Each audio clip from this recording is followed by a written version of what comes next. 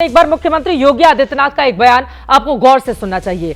CO संभल ने जो बयान दिया है बिल्कुल उसी तरह का बयान कुछ समय पहले मुख्यमंत्री योगी आदित्यनाथ की ओर से दिया गया था। वो बयान सुनते हैं, उसके बाद चर्चा में आगे बढ़ेंगे। साल में एक बार आता है। लोग कहते थे, लोगों ने कहा साहब जुमा भी है उस दिन। हमने कहा जुमा भी पड़ेगा, होली भी होगा। जब वीडियो कॉन्फ्रेंसिंग होने लग गई, मैंने पूछा भी क्या तैयारी है? कहा साहब हम लोग प्रयास करेंगे 11 बजे तक होली संपन्न कर दी जाए। हमने कहा साल में एक बार होली पड़ेगी और 11 बजे संपन्न हो जाएगी। साल में 52 बार जुमा पड़ता है तो कोई आवश्यकता नहीं। अब वारिस पठान साहब जो बातें मुख्यमंत्री योगी आदित्यनाथ पहले कह चुके हैं, वही बात सीओ संभल ने अपने तरीके से लोगों तक पहुंचा दी, फिर इस पर इतना बवाल हो गया। वारिस पठान जी, देखिए चित्रा जी, मैं आधे घंटे से सुन रहा हूं, बैठ के मुझे बोलने दो थोड़ा सा। बात नंबर एक तो ये कि प्रशासन, पुलिस का दायित्व है, फर्ज है कि कायदा कानून का पालन करे। अगर उनसे कायदा कानून मेंटेन नहीं होता तो वो अपने घर चले जाएं, बजाय कि लोगों को बोले कि घर में नमाज पढ़ो। देखिए जुम्मा की नमाज 52 मरतबा है या 200 मरतबा है, आपको उससे कोई लेना देना नहीं है। हम तो 1400 साल से पढ़ते आ रहे हैं ना, जुम्मा की नमाज पढ़ रहे। और होली भी हमारे हिंदू भाइयों को बनाने का पूरा अधिकार है, वो भी इतने बरसों से बना रहे हैं। अब आपका ये, आप कोई जज नहीं हो कि आपने फैसला सुना दिया कि अब आपको जुम्मा के दिन घर में नमाज पढ़िए, 12:30 को नहीं पढ़िए, 2 को पढ़िए। आप कौन होते हैं बोलने वाले? क्या किसी कोर्ट कचहरी का ऑर्डर आया है? क्या कोर्ट का ऑर्डर आएगा सम्मान करेंगे, लेकिन आप तो धमका रहे हो। अगर चलो पढ़ लिया 12 बजे, क्या कर लेंगे आप? गोली मार देंगे क्या सबको? क्यों धमका रहे हो आप सबको? तो ये धमकी, डराना, ये सब ये बताता है कि यूपी के अंदर किस दिशा के अंदर पूरा के पूरा प्रशासन जा रहा है। पूरा टोटल फेलियर है लॉ एंड ऑर्डर का यूपी में। आप इस तरह के बयान तो देखिए कैसे हो ही रहे ना। अभी आपने दिखा है एएमयू के अंदर वहां के सांसद का बयान, ऐसा करेंगे तो ऊपर पहुंचा देंगे, ठोक देंगे, मार देंगे। ये सब भाषा है, कटमुल्ला, ये सारी भाषा तो उनके उत्तर प्रदेश के chief minister floor of the assembly में खड़े रह के बोल रहे हैं। आज उनका सीईओ इस तरह की भाषा बोल रहा है, तो ये किस दिशा में भाषा, ये तो कब रोकोगा इसमें? चित्रा जी, ये बहुत ही गंभीर विषय है। इस तरह की भाषा का प्रयोग करके आप सिर्फ टारगेट कर रहे हो एक कम्युनिटी को।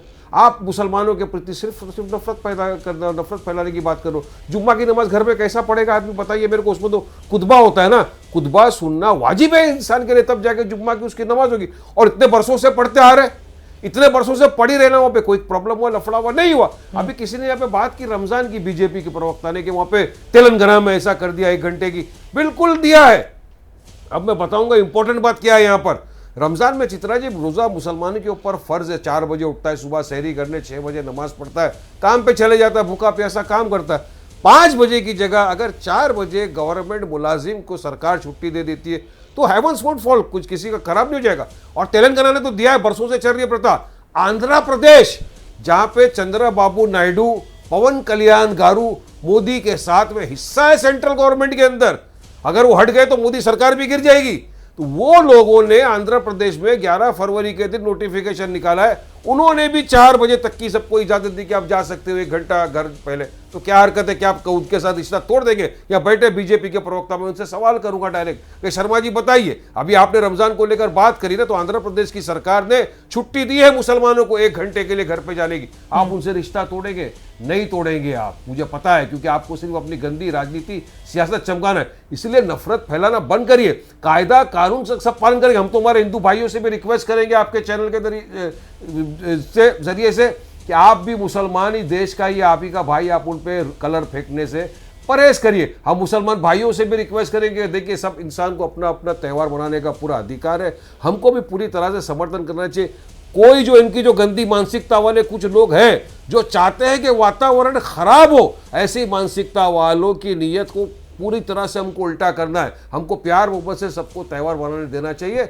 यही मेरा आपके माध्यम से लोगों तक एक छोटा सा सवाल, काउंटर क्वेश्चन। अब निजेश अवस्थी जी की टिप्पणी नहीं हो पाई है, उनके पास आऊंगी।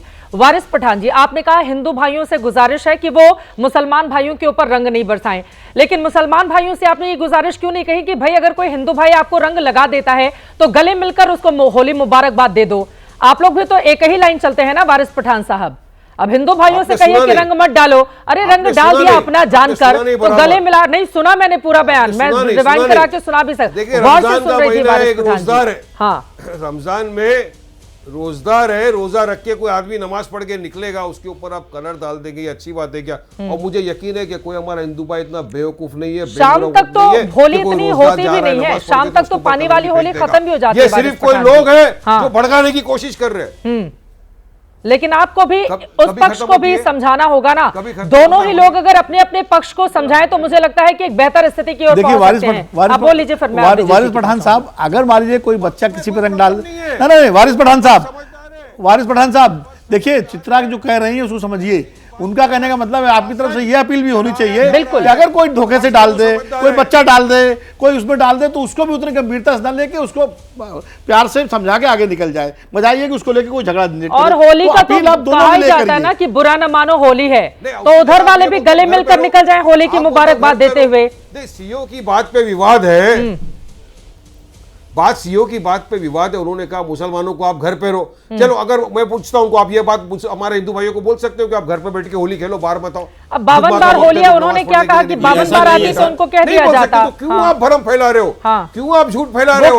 52 बार होली नहीं आती है, साल में एक बार आती है। अरे नहीं, होली खेली जाती साल में एक बार। जैसे ईद का इंतजार होता है और सिमैया बनती हैं, वैसे ही होली का इंतजार होता है, रंग खेलने के लिए गुजिया बनाई जाती है। यही बोल रहे हैं सीओ संबल।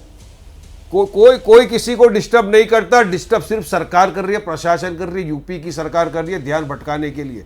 ये किसी भी हद तक जा सकते हैं। ये डराने धमकाने का कायदा कानून नहीं चलेगा यहाँ पे, ये कायदे से देश चलेगा। कोर्ट का ऑर्डर है क्या? कोर्ट ने आदेश दिया आज तक के नहीं, आप 2 से 3 बजे तक सारा मुसलमान घर में बैठा रहेगा, कोई बाहर नहीं निकलेगा। मुझे यकीन है कि कोई वो दिन दूर भी नहीं कि ऐसे आदेश भी आ सकते कि आज मुसलमान सुबह 12 से लेकर 4 बजे तक घर के बाहर ही मत निकलो, क्योंकि प्रशासन आपका, सत्ता आपका, होम मिनिस्टर आपका, एंकर आपका, चित्रा त्रिपाठी का चैनल बीजेपी का, सब कुछ तो लोग करेंगे। लेकिन कायदे कानून से देश चलना चाहिए चित्रा जी, वरना हम कहां लेके जा रहे हैं हमारे देश को। वारिस पठान जी, आपके भी बड़े सारे विवादित बयान हैं जिस पर मैं नहीं जाना चाहूंगी। ठीक है, मुश्किलों में भी आप फंसे हुए थे, लेकिन जब आप तेवर के साथ बोलते हैं ना, चैनल भी बीजेपी का, एंकर भी बीजेपी का और सब कुछ बीजेपी का है, तो वारिस पठान को यहाँ पर क्यों बिठाया गया है? विंडो में दिखाने के लिए तो नहीं बिठाया ना वारिस पठान जी। आपको भी उतना ही मौका दिया जितना के शर्मा को। आपको तो फिर बुलाना ही नहीं चाहिए था अगर सब कुछ बीजेपी का ही है तो। अब वारिस पठान जी इल्जाम लगाने के, मैंने आपसे सिर्फ इतना क्या कह दिया कि मुस्लिम भाइयों को भी समझाइए कि रंग अगर पड़ जाए तो बुरा न मानो, होली है, होली हैप्पी होली कहकर वो भी मुस्कुराते हुए आगे बढ़ जाएं। आपको ये बात इतनी चुभ गई वारिस पठान साहब, और उसके बाद आप दूसरे पक्ष को ज्ञान देंगे। सर, ये चित भी मेरी, पट भी मेरी, ये दोनों चीज तो नहीं चलेगी ना। खैर,